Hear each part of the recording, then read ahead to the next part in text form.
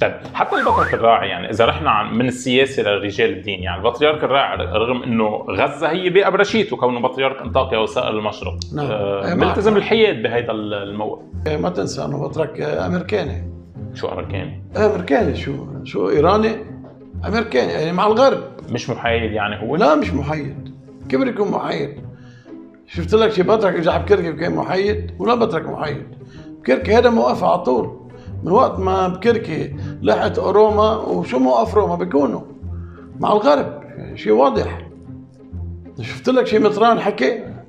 شفت لك لشو مين حكي؟ ما كل المطارنه امريكين وكلهم مع الغرب، وفيكش تلومهم لانه مصالحهم برا. وكل الرهبان كذلك الامر، صار معهم جنسيات وعلى حسابات برا. شو بده يزعلوا العالم؟ شو هيك يفكر؟ لا بعدين شو معروفه القصه، مش غريبه يعني.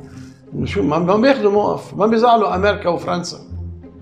السفيره الفرنسيه ولو كانت تطلع تولول بكركي وتصرخ ويطلع صرخ. في جو عم نشوفه بالسياسه، في افرقاء سياسيين بيبرروا لاسرائيل وبحطوا كل الحق على حزب الله وكل الحق على المقاومه. هلا اقول لك شغله، هودي اللي عندهم خلاف جذري مع حزب الله ومع الشيعة ومع فريق المقاومة والممانعة، اكيد هو ضد، هو بيتمنوا تربح اسرائيل. معروفين.